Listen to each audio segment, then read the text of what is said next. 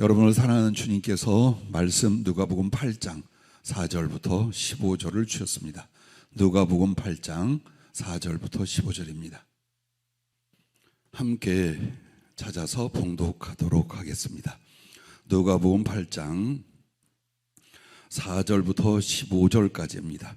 각 동네 사람들이 예수께로 나와 큰 무리를 이루니 예수께서 비유로 말씀하시되 씨를 뿌리는 자가 그 씨를 뿌리러 나가서 뿌리를 새 더러는 길가에 떨어짐에 밟히며 공중의 새들이 먹어버렸고 더러는 바위 위에 떨어짐에 싹이 났다가 습기가 없으므로 말랐고 더러는 가시떨기 속으로에 떨어짐에 가시가 함께 자라서 기운을 막았고 더러는 좋은 땅에 떨어짐에 나서 백배의 결실을 하였느니라.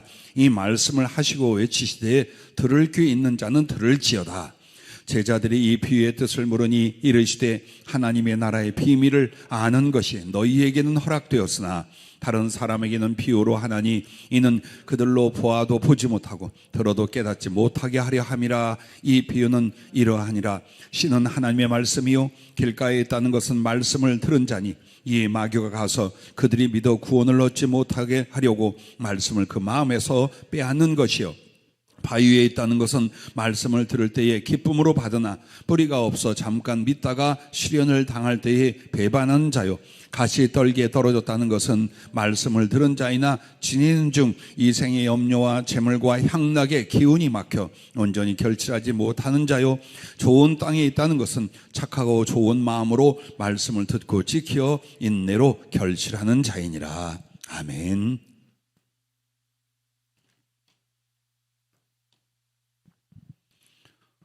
한 자라도 더 깊게 파라, 이렇게 주의 영께서 말씀을 하셨습니다. 기도 이렇게 하라 오늘 30번째 시간입니다. 아마도 우리가 이곳에 와서 30주간 동안 같은 말씀, 반드시 기도해야 될 하나님의 뜻 그 시리즈로 이어서 기도 이렇게 하라가 30회에 이르렀습니다.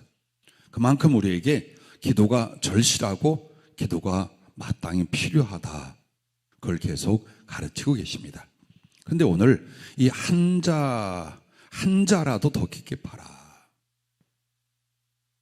땅을 파는데 밭을 갈거나 샘을 파면서 대충 적당히 파지 말고 물을 얻으려거든, 씨를 뿌려서 30, 60, 100배를 거두려거든 더 파라.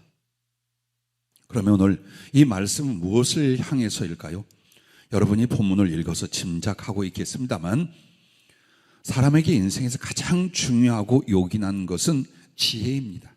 근데 그 모든 지혜가 곧 하나님 말씀에 있다, 이렇게 서두를 시작을 하셨습니다.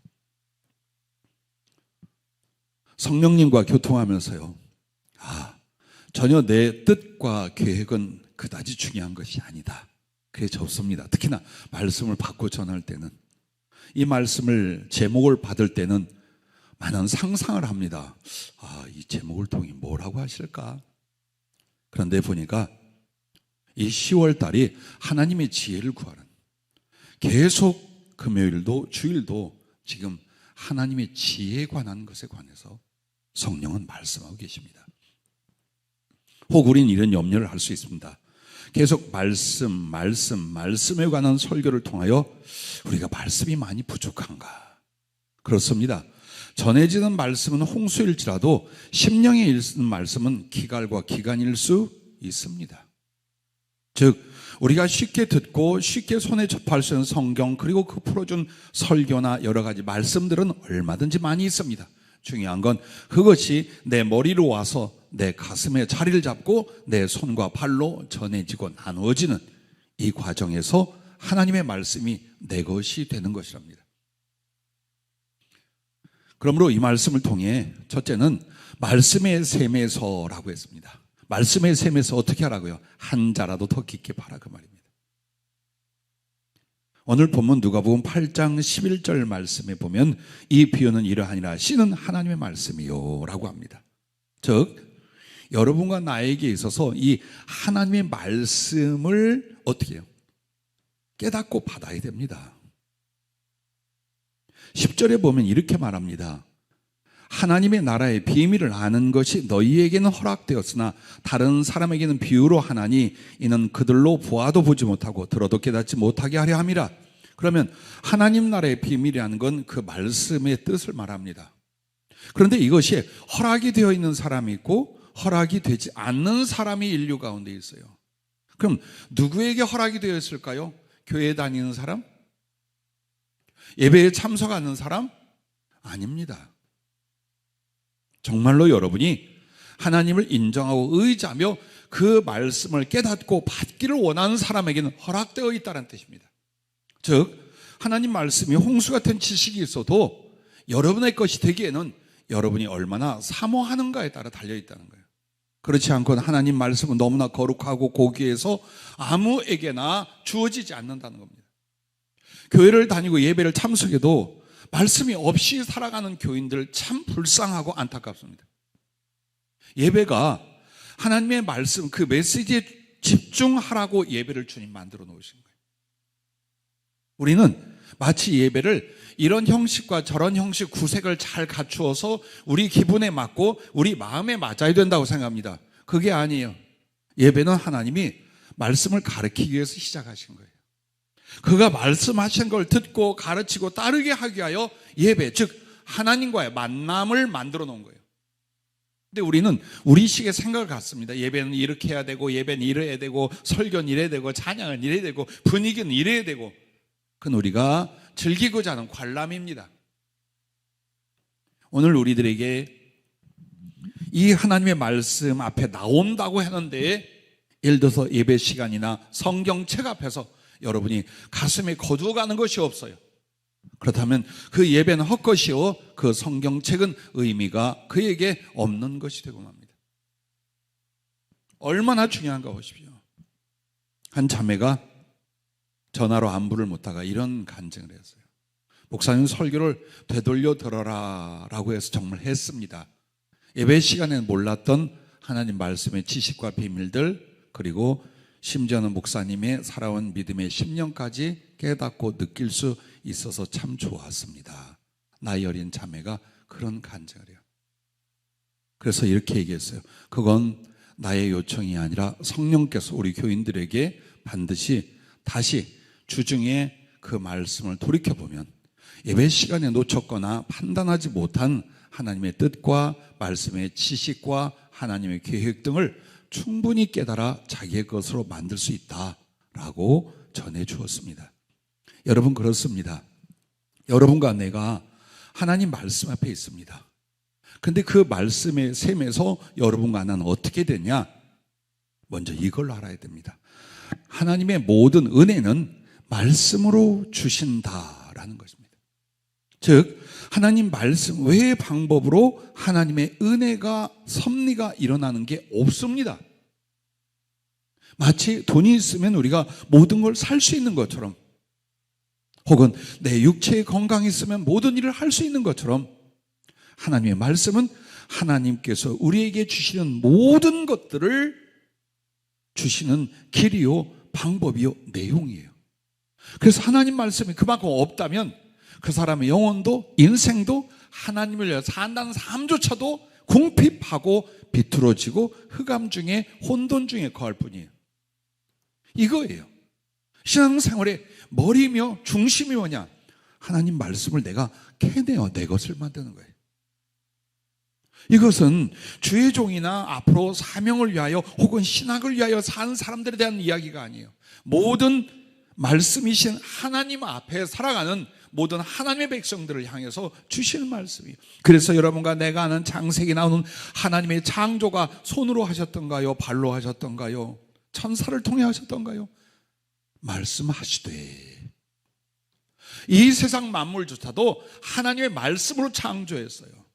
그리고 여러분 구원은 무엇으로 합니까? 8장 12절 말씀을 보세요. 길가에 있다는 것은 말씀을 들은 자니 이에 마귀가 가서 그들이 믿어 구원을 얻지 못하게 하려고 말씀을 그 마음에서 빼앗는 것이요. 이 말은 하나님의 말씀으로 한 영혼을 구원한다는 뜻이에요. 그래서 마귀의 전쟁이 뭐냐? 말씀을 듣게는 해요. 막을 수는 없어. 교회도 나가긴 해요. 그러나 그 마음의 말씀이 잊지 않도록 유혹이나 시험이나 강팍함이나 갈등을 일으켜서 하나님 말씀이 안 들어오게 한다는 거예요. 조는 것도 그것 중에 하나예요. 예배 시간만 되면 줘라. 그 이유는 다른 거 아니에요. 마귀가 말씀이 들어가 그 영혼을 잘 익히고 성숙되어 구원과 하나님 은혜의 풍성에 이르는 걸 강력하게 막기 때문이에요. 그래서 희한하게도 찬송을 부를 때는 괜찮은데 말씀만 들었다면 영혼이 가출했다 돌아온 사람들이 있어요. 그리고 하는 말, 예수님을 만나고 왔는지 잘 모르겠대요. 어떤 방법으로든지 보십시오. 나의 마음에서 하나님 말씀이 아무리 지식으로 들어와도 마음에 접수가 되지 아니하면 절대 구원은 일어나지 않아요. 그러므로 먹고 마시고 놀고 쓰고 다 해라. 교회 나가고 기도하고 금식하고 전도가 다 해라. 그러나 말씀만 네 마음에 두지 마라. 말씀으로 영향을 받지 말며 말씀이 기억나게 하지 말며 말씀으로 성품과 인격을 만들지 마라. 세상에 대하여 삶에 대하여 네가 겪고 듣는 거에 대하여 살아가라. 그럼 점점 말씀의 힘과 거룩한 영향력은 내 안에서 소멸되는 거예요. 그게 바로 마귀가 어떻게 그 말씀으로 구원을 하는데 그 말씀을 내 심령에서 잃어버리게 그렇게 해서 구원받지 못하게 하려 함이라 라고 표현을 합니다. 그만큼 한 영혼이 믿음으로 나아오고 성령으로 거듭나고 그리스도를 향하여 장성하고 하늘을 준비하고 하나님과의 사랑을 갖고 이 모든 구원의 과정을 하나님 말씀으로 하십니다. 또한 그분의 섭리는 천사들이 다 하는 것 같아요. 그러나 하나님의 모든 섭리는 말씀으로 말미암아 천사들도 움직이는 거예요. 하나님의 그 말씀으로 세상 만물 우리의 인생을 섭리하십니다. 그리고 무엇보다도 장래 일을 하나님 말씀으로 주셔요. 앞으로 내 인생이 혹은 이 인류가 혹은 하나님의 구속사가 어떻게 이루어지고 어떤 일들이 벌어질 것인지 그것도 말씀으로 주시잖아요. 그리고 무엇보다도 여러분 기도응답을 뭘로 주신 줄 압니까?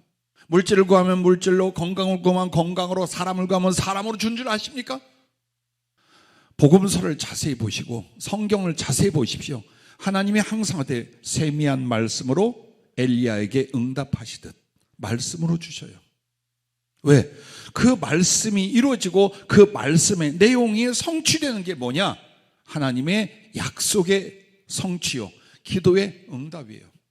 그래서 여러분이 아주 여호와네요. 언제 이 일이 일어날지 언제 이것이 될지 모르겠어요. 그런데 기도 중에 확실한 성령의 음성이나 하나님의 말씀을 내가 붙들었습니까? 그 응답이에요. 두려워 말고 믿기만 해요. 딸이 죽었는데, 야이로의 딸이 죽었는데 뭐라고 말씀을 합니까? 두려워 말고 믿기만 해라. 이치와 상관이 없잖아요. 상황과 전혀 하나님의 도우심이 없는 것 같잖아요. 근데 주님은 말씀을 했어요. 두려워 말고 믿기만 해라. 그리고 가서 그 소녀에게 어떻게 했습니까? 의학적 방법을 썼습니까? 어떤 기적을 그 몸에다가 나타내? 아니요, 말씀하죠. 소녀야 일어나라. 나사로야 나오너라. 그 말씀이 떨어지고 말씀이 응답되자 그 말씀이 이루어지는 역사가 일어나요. 이게 기도의 응답이에요. 그러므로 말씀은 여러분에게 혹시 미리 시간적으로 미리 주어질 수 있어요. 그럼에도 그 기도는 응답된 걸로 믿으시기를 바랍니다. 자, 복을 받을 때도 하나님께서 복이라는 걸 뭐라고 하십니까? 그 복에 대해서 이렇게 말합니다. 신명기 10장 13절에는 내가 오늘 네 행복을 위하여 네게 명하는 여호와의 명령과 규례를 지킬 것이 아니냐.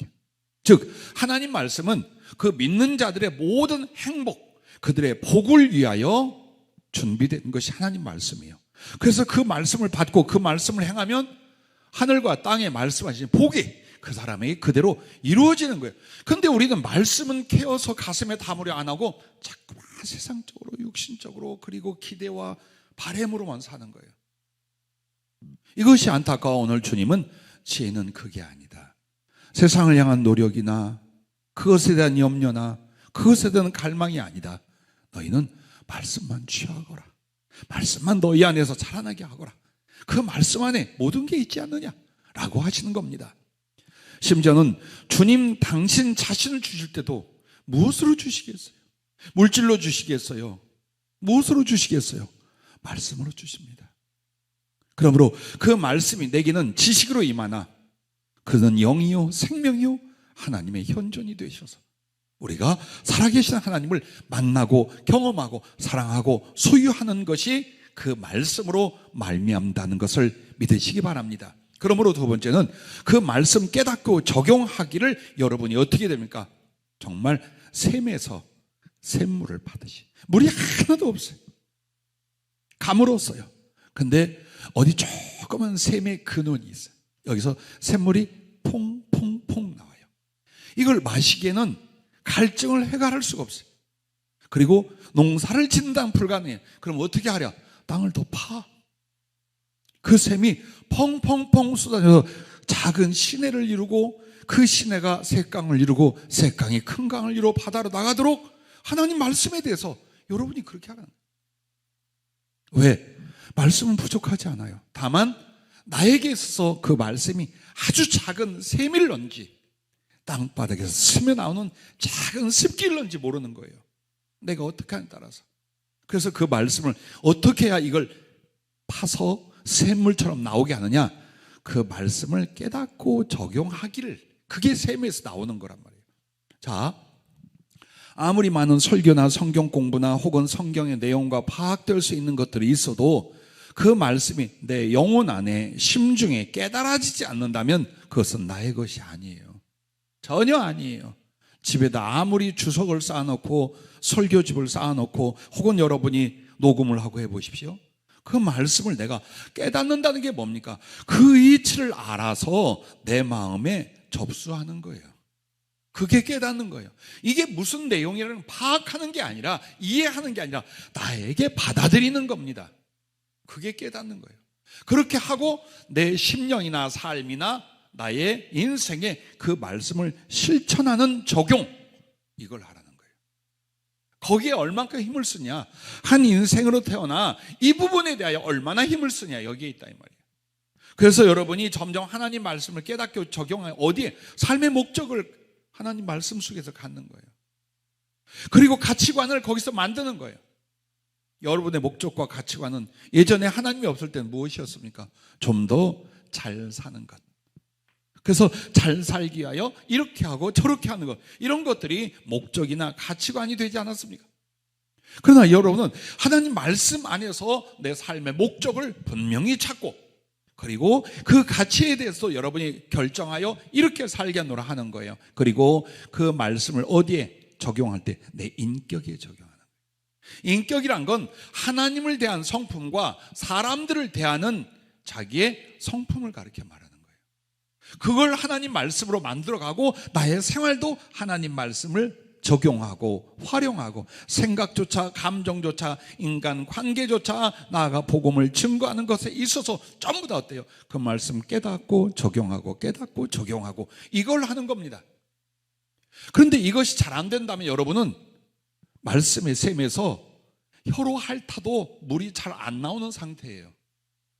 그러니까 막 뭔가 힘이 들고 답답하고 어렵고 암담한 거예요. 왜? 세상 사람하고 하나도 안 달라요. 우리가 세상 사람과 다르다면 말씀을 믿고 따르는 거, 요거 한 가지뿐이. 근데 이것이 우리에게 부족하다라면, 아니 없다면 우리는 세상 사람보다 위선이라는 죄를 한 가지 더 가진 인간일 뿐입니다. 오늘 우리들 자신에게 하나님 말씀 앞에 나라는 존재, 하나님 말씀과 나의 관계에 있어서 얼마나 깨닫고 적용하느냐, 여기에 달려있다는 것, 그것을 우리가 잊어서는 안 되는 것입니다. 만약 하나님의 사람들에게 말씀이 없어요. 그러면 어떤 일이 벌어질까요? 어둠과 죄, 사단의 세력이 자리를 잡게 됩니다. 여러분, 누가복음 11장 24절 전으로 나오는 한 귀신이 사람에게서 나갔어요. 그런데 이런 표현이 있잖아요.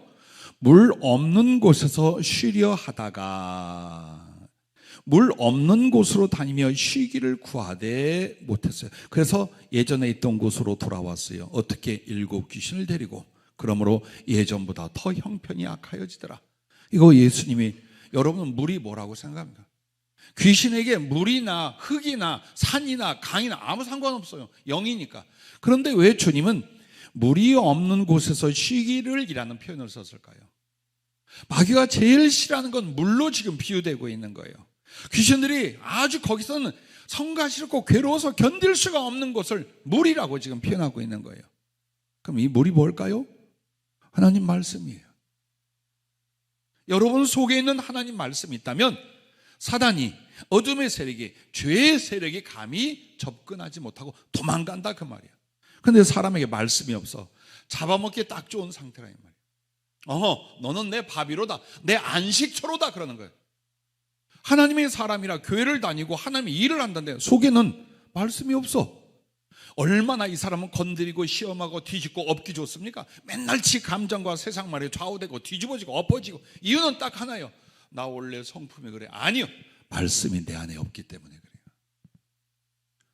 사람이 좋은 사람 나쁜 사람 대동소이합니다. 뭐 타고난 성품이 유별나다 어쩌다 하지만 대동소이해요. 다만 어떤 사람은 심령에 말씀이 있어 그걸 붙잡는 것뿐이에요. 더 나았다면, 더 성품적으로 삶이 달라졌다면 하나님 말씀을 붙잡을 수 있기 때문이고, 그냥 사는 대로 살고 되는 대로 되고 옛 모습 그대로는 말씀의 영향을 안 받고 사는 거예요. 단지 그거밖에 없어요. 그만큼 말씀은 전능하며 전지하며 모든 것에, 특별히 한 인간에게 강력한 이런 하나님의 영향을 주시는 겁니다. 그러므로 생각하십시오. 내게 부정적인 감정과 생각과 삶의 모든 그림자들은 어디에서 왔습니까? 사단의 세력이에요. 죄의 세력이에요. 저주의 세력이에요. 근데 그게 언제 오느냐? 말씀에 물이 없을 때 오더라. 하나님 말씀의 거룩한 지배를 받지 않은 심령은 얼마든지 치고 거꾸로 틀리고 넘어뜨릴 수 있더라. 그걸 우리가 생각해야 합니다. 그러므로 세 번째, 순종과 기도의 사모함으로 더 깊게 파라 그랬어요. 하나님 말씀의 샘에서 펑펑 솟아나올 만큼 파라 이거예요. 즉 그만큼 하나님 말씀에 대해서 여러분은 어떻게 해요? 순종이 먼저요. 그 다음엔 그 말씀을 깨닫고 받기 위하여 기도하는 게 필요해요. 즉 목이 마르고 배가 고파야 돼요. 주님에 대하여 목이 마르고 배고픈 건 말씀께 대하여 나가는 거예요. 그 말씀에 대한 목마름과 갈망이 바로 예수 그리스도 우리 하나님과 진리에 대한 거예요. 만약 여러분이 바쁘다는 이유로 혹은 성경을 잘 모른다는 이유로 하나님 말씀을 멀리하거나 무시한다면 그만큼 예수 그리스도를, 여러분의 하나님을 멀리하고 무시하게 되는 거예요.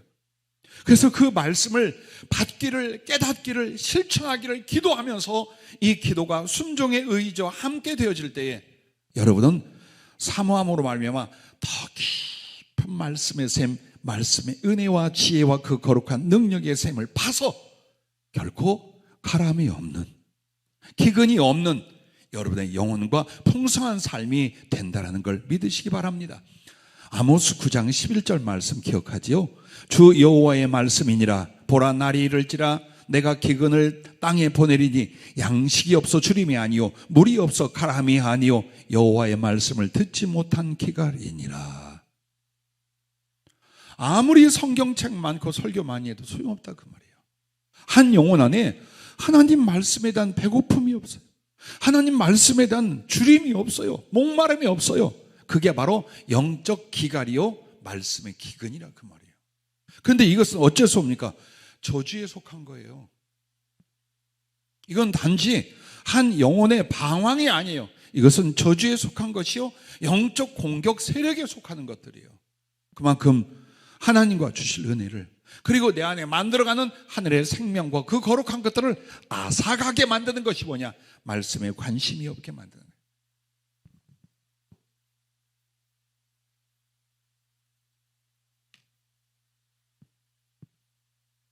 생활이 가난하거나 바쁘거나 삶에 여러 가지 것들이 있어도요, 조금만 더 사모함을 가지면 말씀을 깨닫고 나한테 적용하고 내 안에 거하게 하는 건 얼마든지 할 수 있어요. 최소한 하루 1시간에서 30분만 내도 여러분의 그 말씀 묵상에 관한 것들만 해도요, 내 안에 얼마나 풍성한 하나님의 은혜를 느끼는지요.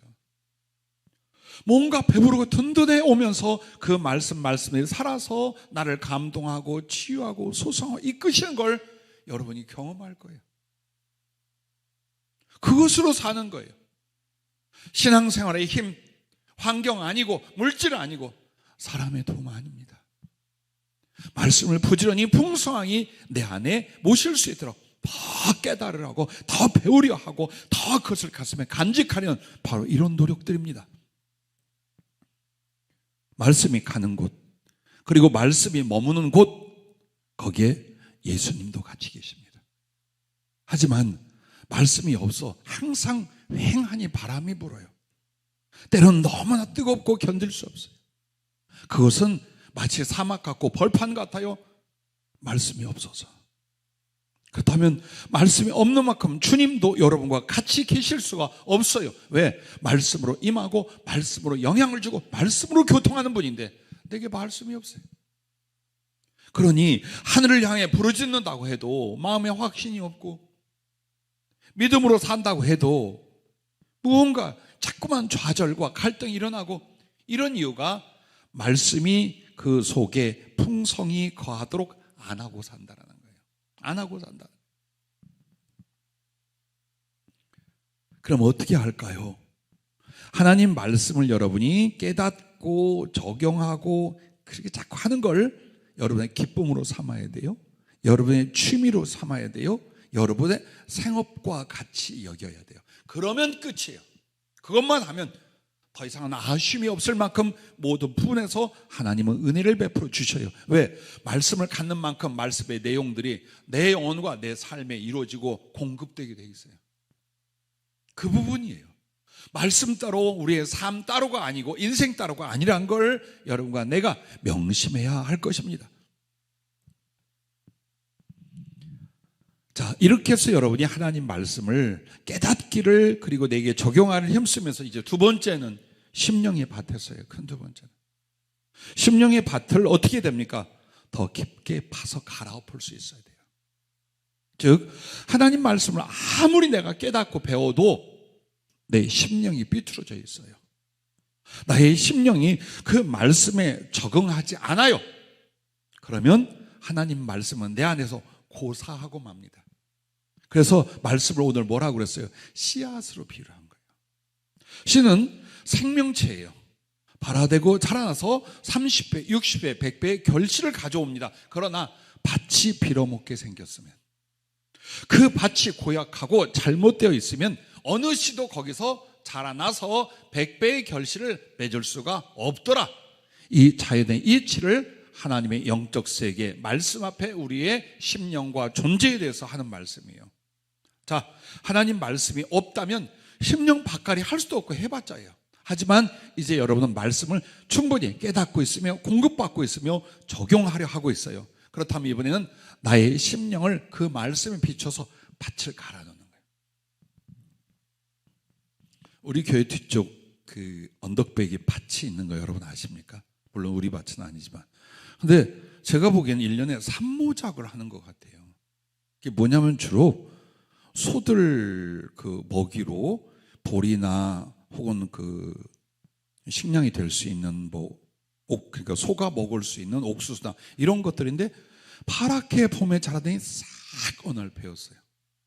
그러더니 또 뭔가 뿌려지더니 또 파랗게 자라더니 싹 베었어요. 벌써 2번을 했어요. 그러면 산모작을 한다는 거예요. 왜 그럴까요?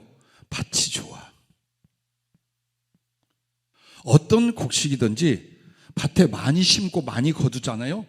땅 배려요.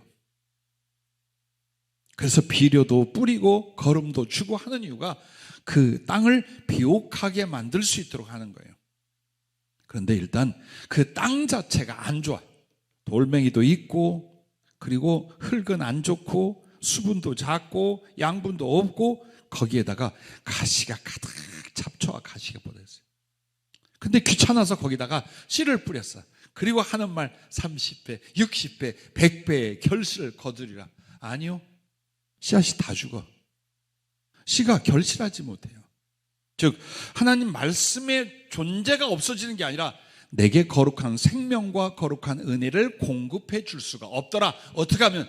심령의 밭을 안 갈면 그렇다는 거예요. 간척하고 내버려 둘 수도 있어요. 정말 깊게 파는 건 뭘 말할까? 확실하게 심령을 갈아엎는 걸 가르쳐 말하는 거예요. 그럼 이걸 어떻게 할까요? 첫째, 하나님의 말씀의 씨가 뿌려지도록 여러분과 나는 해야 됩니다. 즉 심령은 말씀으로 일구어지고 말씀으로만 치유, 성숙, 생명을 맺게 됩니다.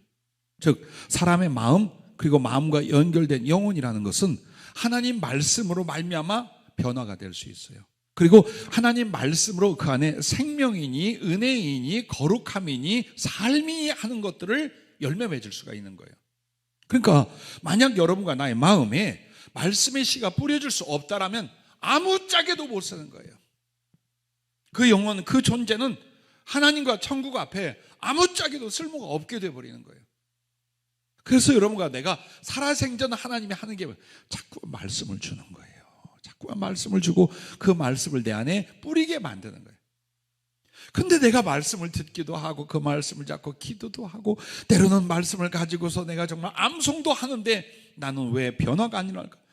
계획적이고 의도적이고 성실하게 자기의 마음의 변화, 즉 심령의 밭을 갈아엎는 것을 안 하면 그래요. 그리고 말씀을 대하면 아무 의미가 없어요. 나는 하나님 말씀 앞에 이렇게 눈이 감기거나요 의미가 없는 사람들을 보면 제일 마음이 아파요. 병든 사람보다 가난한 사람보다 실패한 사람보다 어려워요. 왜? 안 들어가. 말씀이 안 들어가면 심령의 거룩한 변화는 절대 안 일어나요. 그리고 그 말씀과 말씀이 주고자 하는 내용의 은혜들도 이 사람들은 받을 수가 없어요. 그리고 말씀 앞에서 딴 생각하는 사람들 있잖아요. 오늘 기분 나빴어. 뭐가 오해가 있어. 혹은 설교하는 목사님에게 갈등이 있어. 그러면은 앉아서요 절대로 그 말씀 가슴에 고이고이 못 받아요. 왜? 심령이 뒤틀려져 있어. 갈아엎기 전에는 누구를 통하여 어떤 방법으로 말씀을 줘도 이 사람 안에는 뿌려지고 자라날 수가 없어요. 그래서 하나님 말씀은 어떻게 받느냐?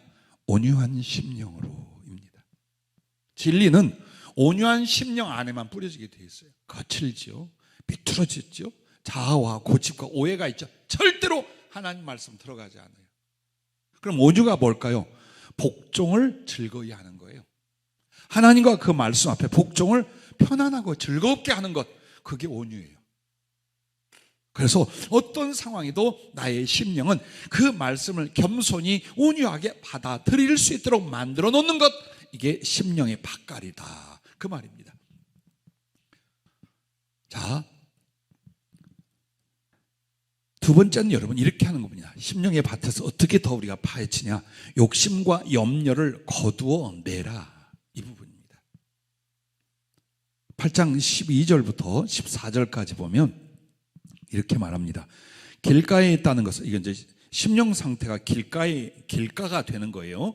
말씀을 들은 자니 이에 마귀가 가서 그 말을 믿어 구원을 얻지 못하게 하려고 말씀을 그 마음에서 빼앗는 것이죠.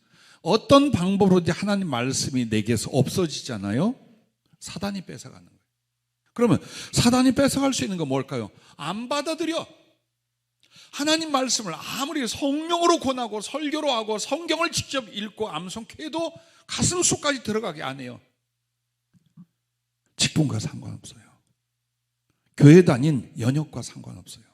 그리고 어느 때냐 어느 상황이냐도 상관없어요. 안 받아들이는 순간 공중에 새가 와서 길가에 있는 씨를 쪼아먹듯이 그 사람에게 주어진 말씀을 사단이 소멸되게 만들어요. 그러므로 하나님 말씀은 밖에 두는 게 아니다, 내 안으로 보시는 것이다, 그걸 말하는 겁니다. 그러면서 또 한 가지는 이런 말, 바위 위에 있다는 것은 말씀을 들을 때의 기쁨으로 받으나 뿌리가 없어 잠깐 믿다가 시련을 당할 때 배반한 자요. 자, 나는 이걸 많이 봤어요. 병을 고치거나 사업을 하는 이들에게 가끔 일어나요. 하나님이 계획과 비전을 줬어요. 당신네들은 그 질병이 낫기를 계획을 세우고 시간을 이렇게 생각을 해요. 사업을 하고 물질에 관한 것도 다급해요. 그래서 내용을 생각하고 시기를 생각을 해요. 근데 이게 자기들하고 안 맞잖아요. 어떤 말씀의 약속과 어떤 말씀의 권면도 그들은 안 듣습니다. 그 말씀에서 싹 벗어나고 이탈해 버립니다. 왜 그럴까요? 이 속에 갈팡질팡하는 연약함이 있는 거예요. 이때는 좋은데 저 때는 두려워. 이때는 믿어지는데 이때는 염려가 확 들어버려. 즉, 그 말씀에 믿음의 뿌리가 내리질 않는 사람은 좋을 때만 좋은 거예요. 축복의 말씀, 약속의 말씀, 잘 되는 말씀 붙들었다가 내가 원하는 때에 원하는 만큼 안 되면 말씀이고 목사고 신앙이고 뭐고 다 뒤집어 엎어요. 그게 돌짝밭에 그 흙이 조금 덮여 있을 때 씨를 뿌리면 햇볕에 복사율로 빨리 싹이 나요. 근데 뿌리가 못 내리고 말라 죽어요. 그런 상태란 말이에요. 말씀을 듣긴 들어. 그때 희망도 갖고 믿음도 갖고 삶을 바꾸려고 했는데 조금만 늦어지거나 시험이나 연단이 오면 그 말씀이고 뭐고 다 내려놔 버리는 이런 상태, 이걸 고치라는 거예요. 그리고 이제 그것도 이겼어. 말씀을 소중히 여겼어요. 뒤집어지지 않아요. 근데 뭐가 있습니까? 욕심과 염려가 남아있으면 그게 마치 가시떨기가 가득한 곳에 좋은 씨앗을 뿌려봐야 가시가 기운을 다 빼앗아서 결실할 수가 없어요. 즉, 우리 안에는 두 가지가 있습니다. 이기심과 욕심이라는 것, 그 다음에 염려라는 것이 있어요. 물론 오늘 말씀에는 무엇도 말합니까? 마태복음과 연결해서 보면은요, 14절은 이렇게 말해요. 가시 떨기에 떨어졌다는 것은 말씀을 들은 자이니 지내는 중 이생의 염려와 재물, 이 말을 마태복음에서는 재물의 유혹이라고 말합니다. 재물과 향락의 기운이 막혀 온전히 결실하지 못한 자요. 즉, 이건 뭐냐면 이것을 구하지 말라는 게 아니에요. 이것으로 말미암아 말씀을 빼앗기지 말라는 거예요. 말씀의 씨를 받은 사람이 재물에 대하여 계속해서 유혹을 받고 염려를 해요. 물질에 대해서. 즉, 내가 사업이나 물질에 모든 마음을 쏟으면 절대로 하나님 말씀은 이 속에서 인격성으로, 영혼으로, 삶으로 자라나지 않는다라는, 그만큼 여러분 물질이 무서운 거예요. 왜 하나님이 물질을 마음대로 안 주겠어요? 언젠가 천안에 처음 왔을 때에 총신 동기 목사님을 만났어요. 개척을 하고, 근데 이분은 교회를 이렇게 상가 전체를 샀어요. 넘겨받았어요. 다른 목사님에게. 그리고 이자만 그 당시 한 250 정도가 나가고 뭐 정말 어렵고 힘들어요. 나한테, 김 목사님, 우리 아버지 하나는 부자지요? 부자 맞죠? 하나님은 돈을 종이짝같이 여기시죠? 그러겠죠? 이게 유머인지 한탄인지 모르고 따라했어요. 그랬더니 딱 결론 이렇게, 근데 그 종이짝 같은 돈도 하나님은 잘 안 주십니다. 왜? 네 영혼이 더 중요하니까요. 우리의 영혼이 우리가 조금 궁핍하거나 넉넉하거나 상관없이 소중하다는 거예요.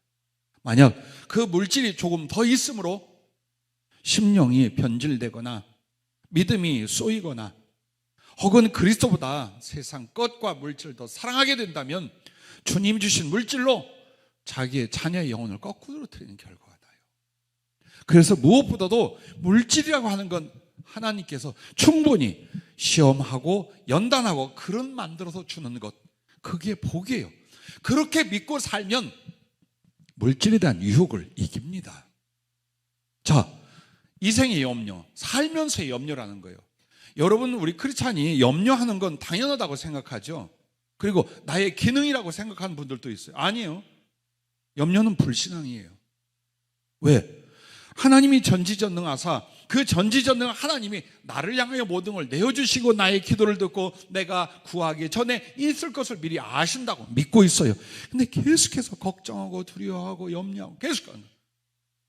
이게 무엇일까요? 믿음이 없거나 불신이라는 표현이 되는 거예요.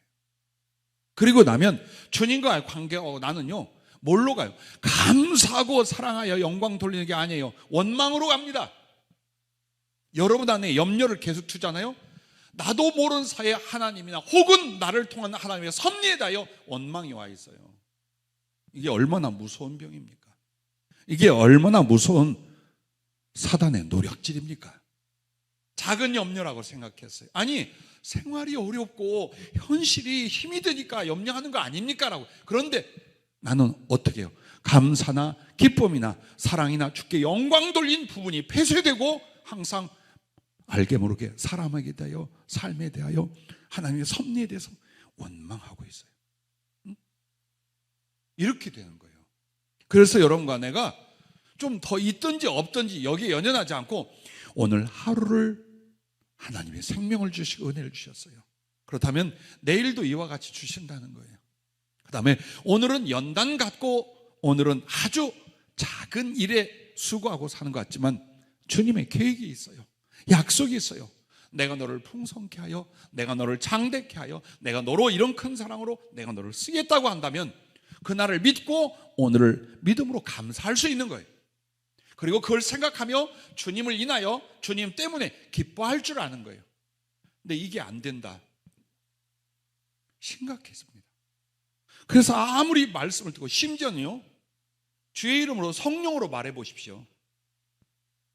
잘 된다고 하면 할렐루야. 이런 목사님이 없어요. 이는 분명 하나님의 음성이에요. 근데 여차저차해서 안 된다, 혹은 하나님이 당신을 연단하되 이래서 할 거다 하죠. 거의 사이비 이단으로 몰고 가요. 성령으로 말해도 그렇게 합니다. 정말 심령이 꼬여있는 상태예요. 그래서 여러분과 나는 하나님 말씀을 받았을 때 여러분의 반응을 한번 보세요. 설교를 듣고 반응이 어떤지, 혹은 예언이나 성령의 어떤 지혜의 말씀을 듣고 여러분 속에 어떤 각오나 반응이 일어나는 걸 보세요. 그리고 그것이 이어가고 실천되고 있는지 까맣게 잊어버리고 다시 염려로, 다시 이기심으로 돌아가는지를 보세요. 그래야 하면 우리의 심령 상태가 어떻게 바꿔를 해야 되는지 여러분이 찾아내는 거예요. 아무리 목사가 성령의 은사니 지혜니 해도요, 제일 큰 힘이 뭐냐? 자기가 깨달아서 자기가 자기를 바꾸는 거예요. 즉 성령과 혹은 하나님의 말씀은 여러분을 도와. 그러나 그것을 성취하는 본질은 나 자신이라는 책임감을 가지셔야 돼요. 그래서 내가 말씀 앞에 그 말씀을 겸허히 받아들이는 자세가 뭐냐? 그게 밭을 일구는 거다. 그런데 구체적으로 말하면 강팍하지 말라, 혹은 믿음 없어 방황하지 말라, 혹은 염려나 욕심으로 가슴에 두지 마라. 이런 것만 좀 제거를 해봐라. 그러면 말씀과 말씀 안에 있는 그 놀라운 은혜가 내 영혼, 지금 당장과 미래와 영혼에 걸쳐 다 이루어질 거다. 할렐루야. 그걸 약속하고 있는 말씀입니다. 그러므로 부디 여러분, 감사가 없으면 전부 다 욕심이 돼요. 염려가 되는 거예요. 만족이 없고 감사가 없어요. 그래서 하나님께 더 큰 사랑을 못 느끼고 드릴 수 없다면 여러분과 나의 삶은 언제나 욕심이거나 이기심일 거예요. 그리고 한쪽은 두려움이거나 염려일 거예요. 그래서 여러분과 내 안에 하나님 말씀이 딱 들어올 때에 그 말씀을 즐거이 받아들여 나에게 적용하고 고칠 수 있다면 여러분은 이미 길과 같이 굳어져 있거나 돌멩이 같은 것이 있거나 혹은 가시에 쓴 뿌리가 빠져나간 거예요. 빠져나간 거예요. 그래서 좋은 밭, 착하고 좋은 마음이요, 말씀을 지켜 인내로 결실할 심령이 된 거예요. 자, 이거 하나가 신앙생활이었던 거예요. 이게 우리의 삶과 사역과 인생을 좌우하는 문제였던 거예요. 다른 데 있지 않아요.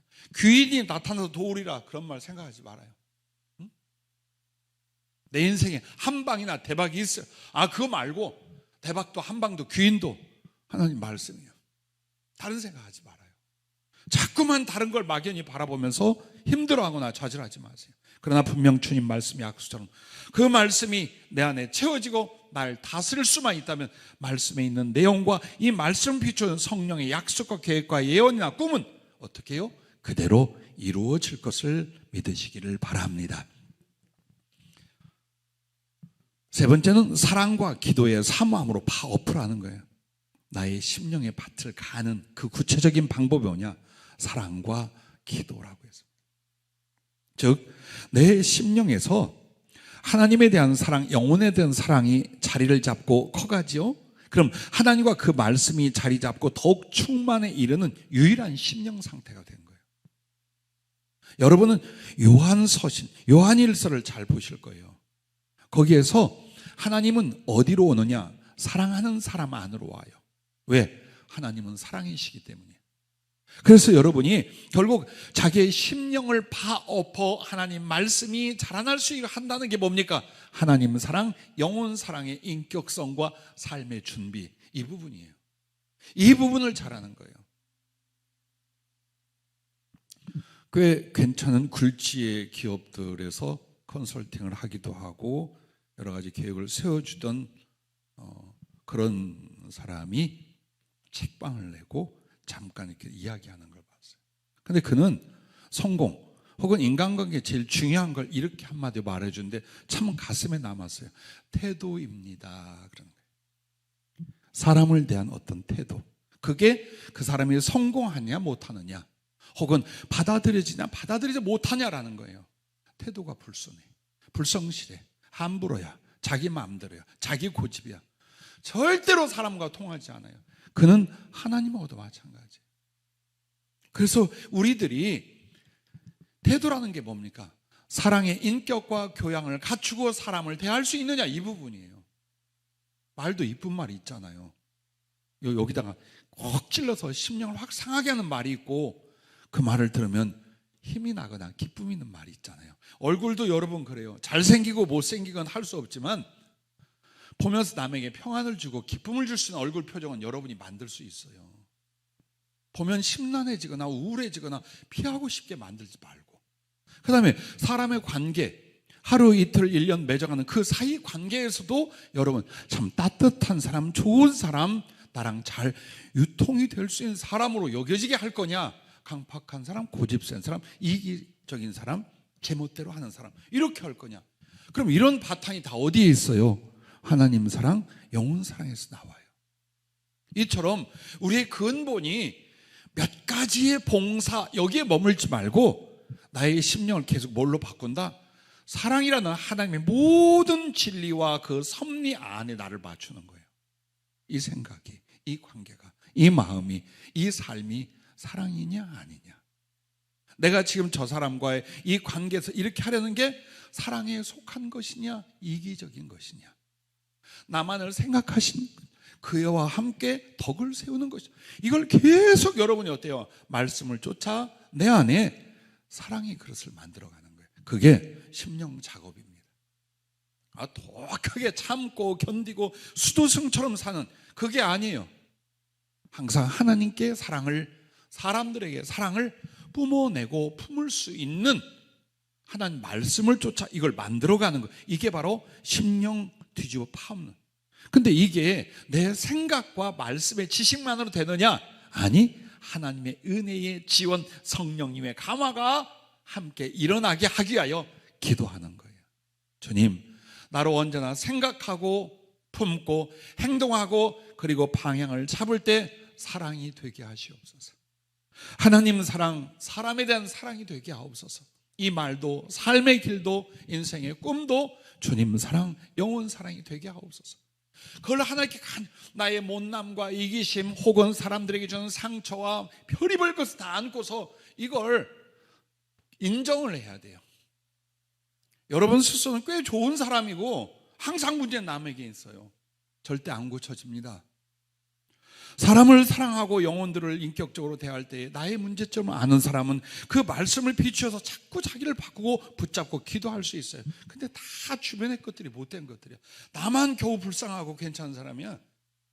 이 사람은 20년 교회를 다녀도 30년 기도를 해도 말씀을 아침 저녁으로 먹여도 안 바뀝니다.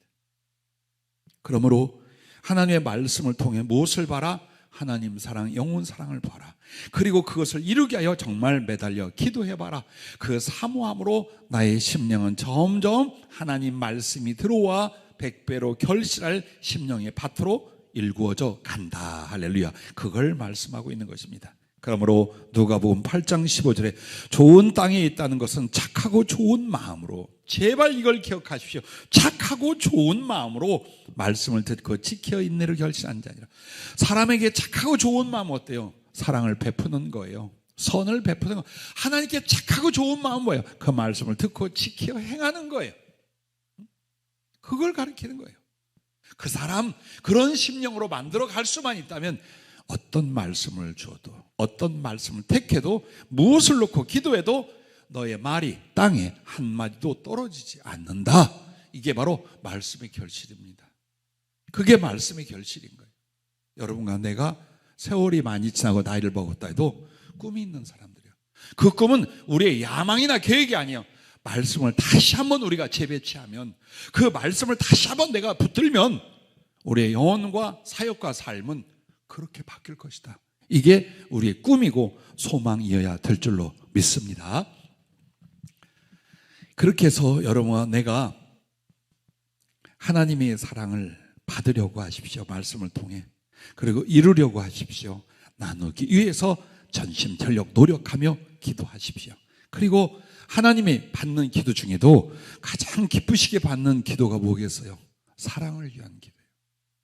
사랑하기 위한, 사랑하면서 하는 기도, 이보다 하나님이 더 기쁘시게 받을 내용은 없어요.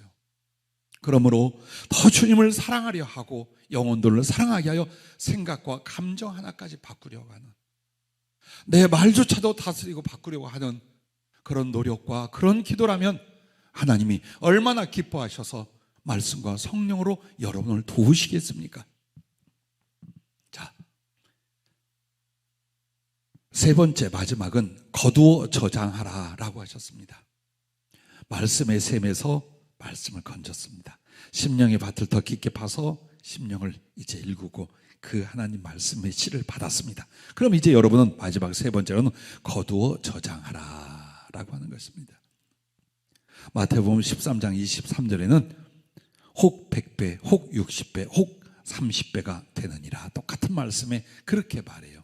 그게 여러분과 내가 하기 나름이라는 거예요. 하나님 말씀을 얼만큼 배우고 깨우쳐 받아들이는가, 그리고 그 말씀 안에 내가 나의 심령을 주님 사랑, 영혼 사랑 얼만큼 변화시키는가, 그걸로 이제 하나님 말씀과 그 말씀이 이루어지는 퍼센트가 각각 다를 거다 이 말이에요. 각각 네가 받는 복이 다를 거다 이 말이에요.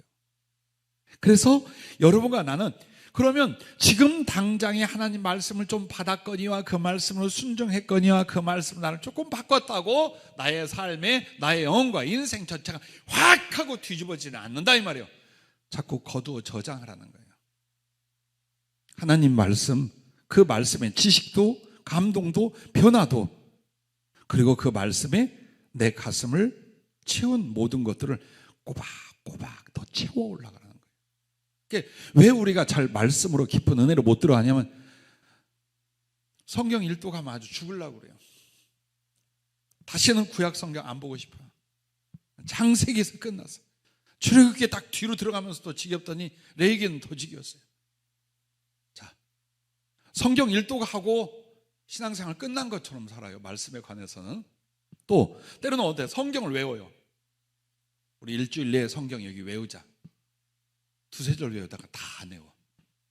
자, 설교 그날 들은 내용도 이해를 못하는데 다시 가서 뒤집어 보지도 않아. 그러니 우리 안에 저장될 말씀이 어디가 있냐 이거예요. 똑같은 다람쥐 쇠바퀴 돌듯이 왜 내 영혼이 이럴까? 내 삶이 이럴까?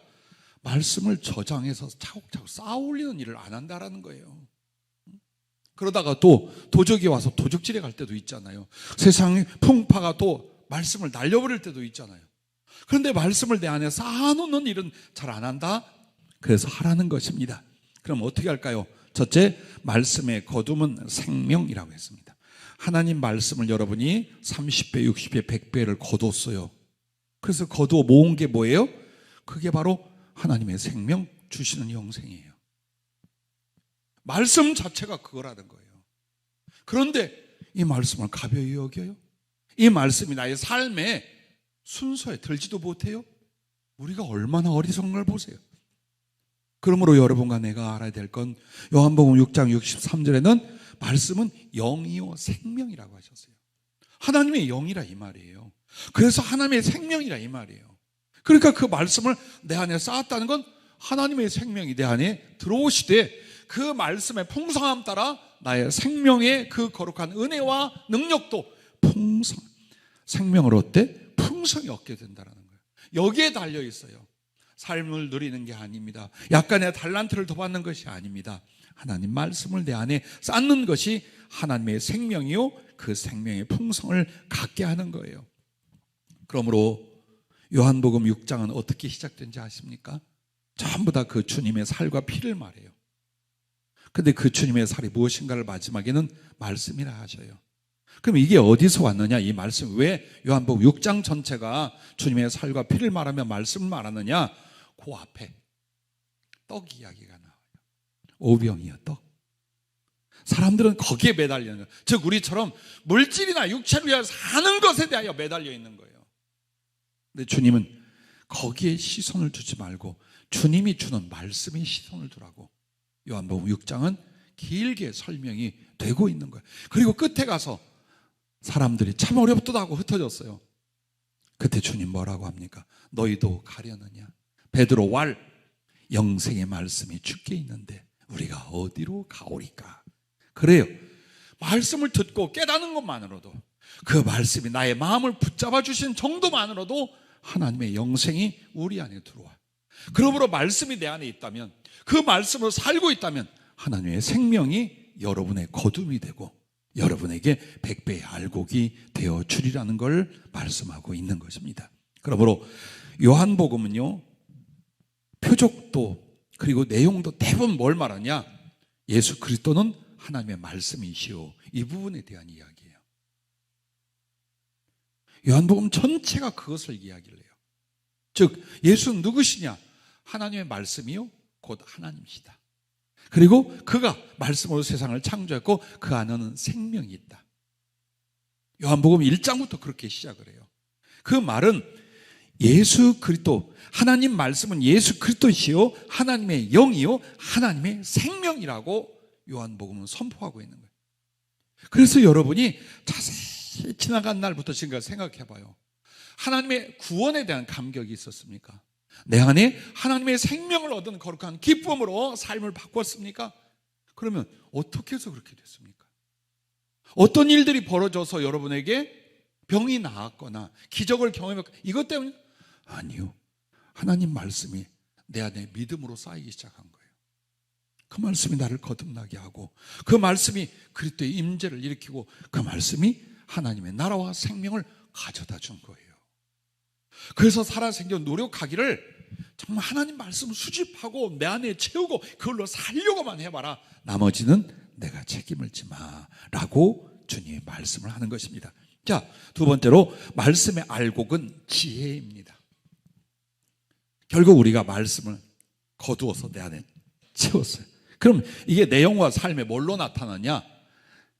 영혼으로는 생명인데 삶의 현실과 영혼의 존재로는 뭐가 되느냐? 지혜가 됩니다. 그래서 내가 고민을 우리 전수사님들은 잠깐 얘기했어요. 이상하게 이번 달에도 계속 성경 말씀에 대해 설교가 나오잖아요. 한 번이면 좋게 솔직히 설교를 다루는 패턴에서 한 번이면 될 건데 성령은요 계속해서 금요일 주일 할 것 없이 말씀에 관한, 왜? 그게 지혜이기 때문에. 그 말씀 자체가 바로 하나님의 지혜이기 때문이에요. 말씀 생활에 우리의 생각과 태도와 삶을 고치지 않고는 하나님의 지혜를 받을 기는커녕 깨닫지도 못한다 이 말이에요. 그래서 다시 한번 우리에게 말씀에 대한 태도와 자세, 그 거룩한 은혜와 영향력을 성령이 일러준 이유가 하나님의 지혜를 받게 하기 위함이에요. 그래서 말씀에 알고 온 지혜예요. 재미있는 부분을 하나 여러분에게 소개를 해드리면 잠언 14장 1절 말씀에 보면은 이건 여자들에게만 책임을 주는 그런 말씀 같다라고 할 수 있는 내용이 있어요. 뭐라고 하냐면 지혜로운 여인은 자기 집을 세우되 미련한 여인은 자기 손으로 그것을 허느니라 라고. 그럼 이 말씀을 우리가 응용을 한번 해봅시다. 여기서 여인이라는 건 하나님의 자녀 혹은 내 자신이라고 합시다. 그러면 세우거나 허는 집은 뭘까요? 그 말씀 그대로 내 가정일 수 있어요, 인간관계일 수 있어요, 사업일 수 있어요, 하나님의 성전의 모습일 수 있어요, 혹은 하나님의 일일 수 있어요. 이 모든 것이 내가 세우는 집이라 그 말이야. 근데 뭘로 세워? 지혜 있는 사람은 세운다 이거예요. 아무것도 없는 가운데 바로 하나님의 성전으로 세워지고 하나님의 나라로 세워지고 하나님의 사역의 승리로 세워지고 그 가정과 그 하는 일이 복되게 세워져. 뭐가 있기 때문에? 지혜가 있고 지혜로 행하기 때문이라는 거예요. 근데 어리석은 여자, 미련한 여인은 어때요? 자기 손으로 하나님이 주신 것과 세웠던 것도 다 망치게 된다 이 말이에요. 결국 영혼도 삶도 신앙도 사역도 실패와 성공이 뭘로 결정된다? 지혜를 받았느냐 지혜가 없느냐 이거라는 거예요. 바로 이 부분이라. 살고 봤더니 내가 인생 잘못 살았습니다. 왜? 지혜를 따르지 않았기 때문에. 지혜를 구하거나 지혜가 없었기 때문에. 주님, 못나고 허물 많았지만 그래도 주 안에 기쁨이 되고 주님 안에 있으려 행복했고 작은 일이란 충성하여 이제 가나이다. 왜? 지혜를 따랐어. 지혜를 받고 지혜로 살았어. 그래서 일어난 일들이에요. 한번 다시 돌아보세요. 재수 없어서 그랬을까요? 운이 없을까요? 운이 좋았을까요? 아니요. 하나님 말씀 안에 지혜, 바로 이 부분입니다. 그래서 시편 119편 165절에는 주의 법을 사랑하는 자에게는 큰 평안이 있으니 그들에게 장애물이 없으리다 라고 했어요. 형통하고 평안할지언정 넘어지고 자빠지고 실패하지 않는다. 그게 바로 하나님의 지혜라는 것입니다. 마지막 세 번째는 거두어 저장하라. 이 부분의 세 번째는 말씀을 저장하면 하나님의 쓰심이라는 거예요. 왜? 하나님의 창고가 되는 거예요. 우리는 악착같이 돈을 많이 벌거나 지식을 많이 쌓거나 재주와 기능을 많이 모아야 하나님이 쓸 거라고 생각. 악착같이 그쪽으로 가요. 근데 성경은 처음부터 끝까지 성령이 하신 말씀은 딱 하나예요. 말씀이 너희 안에 풍성히 거하게 하라. 이게 하나님이 쓰는 조건이에요. 이게 심지어는 사업도 마찬가지라 이 말이에요. 목회자만이 아니라 모든 하나님의 사람을 쓸 때에 그 속에 말씀이 풍성히 있는지 없는지, 정말 말씀을 차곡차곡이 지식으로, 인격으로, 신앙으로 채워 놓았는지, 그게 없는지, 이걸 하나님이 보신다 이 말이에요. 그러므로 여러분과 내가 잘 아는 마태복음 24장 44절부터 47절에 보면 충성되고 지혜 있는 종이 되어 주인에게 그 집 사람들을 맡아 때를 따라 양식을 나눠줄 자가 누구냐. 이게 우리가 하는 일이에요. 이게 더 가까이는 목사 주의 종들이고 전체에게는 하나님의 백성들에게 하는 말이에요.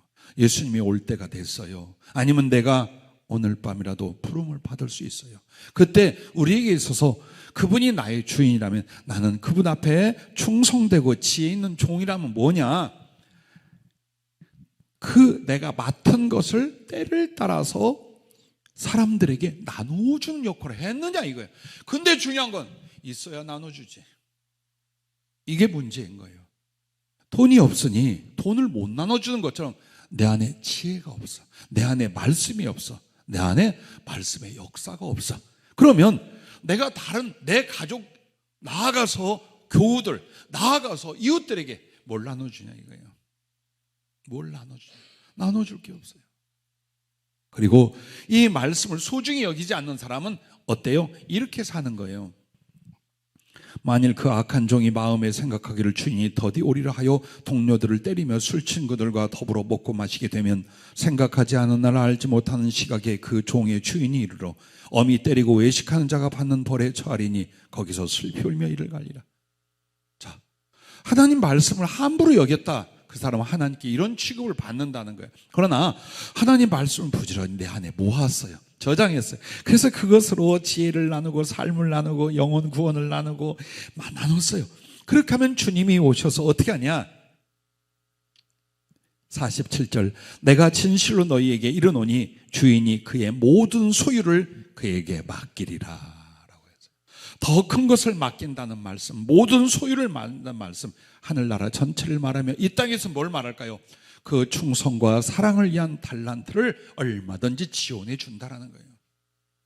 이 부분을 말하는 거예요. 그러므로 오늘 여러분과 나는 인격도 만들어야 되고 혹은 내가 주님 앞에 계획한 어떤 일들도 이루어야 되고 혹은 서운한 것을 위하여 내가 드리기도 해야 되고 정말 복잡하고 힘들고 어려울 거예요. 하지만 오늘 시원하게 하나만 하라는 거예요. 말씀이 네 안에 저장되게 해라. 자꾸 그 지식으로 말씀을 받고 깨닫고 그 말씀을 적용하고 그 말씀으로 살아보려고 기도하고 몸부림쳐봐라. 그래서 너는 말씀의 지식을 사모하며 그 말씀이 뿌려지고 자라날 수 있도록 사랑으로 만들어 간다면 그럼 됐다라는 거예요. 그러면 하나님이 얼마든지 부어서 너를 쓸 것이다. 그것을 끝으로 말씀하고 계신 것입니다. 그러므로 한번 보세요. 여러분이 잘 아는 그리스도를 보아라는 고린도서의 말씀, 사실은 그리스도를 아는 빛이라고 나와요. 그게 뭡니까? 복음 하나님 말씀이에요. 즉 그리스도 아는 보아를 내가 어떻게 내 안에 모시느냐, 그 말씀을 영접함으로 해요. 그래서 여러분은 내 안에 하늘과 땅의 가장 소중한 보물 되신 예수 그리스도를 그 말씀으로 모셔서 복음으로 나누어주고 사랑으로 전파하고 성령으로 모든 지혜로 다른 영혼을 구원하기도 하고 치료하기도 하고 위로하기도 하고 양육하기도 하는 사람으로 하나님이 여러분을 쓰시겠다고 말이에요.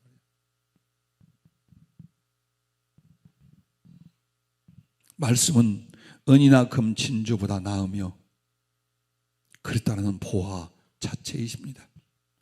여러분에게 오늘 말씀의 끝은 이것입니다. 말씀의 보화를 캐내어 가져라입니다. 땅에 묻혀있는 것 그냥 지나갑니다. 그런데 그 가치를 알기 때문에 캐내어서 그것을 내 것으로 삼을 수 있는 것 배우고 깨닫고 내게 적용하고 증거함으로 말씀은 영원히 내 것이 된답니다. 여러분이 그렇게 하는 만큼 여러분의 것이 돼요. 그리고 말씀 안에 있는 내용이 다 여러분에게 이루어지는 거랍니다. 그러므로 너희는 그 나라와 의를 구하라. 그리하면 이 모든 것을 더하시리라. 그 나라와 의를 구하는 것이 무엇이겠습니까? 말씀으로 내게 채우고 말씀으로 사는 일입니다. 부디 여러분과 내가 오늘 한 자만큼만 더 파봅시다. 아니 한 뼘만큼만 말씀 안으로 말씀 사랑으로 더 들어가 보십시다. 어떤 하나님의 말씀의 역사가 일어나는가 기도하겠습니다.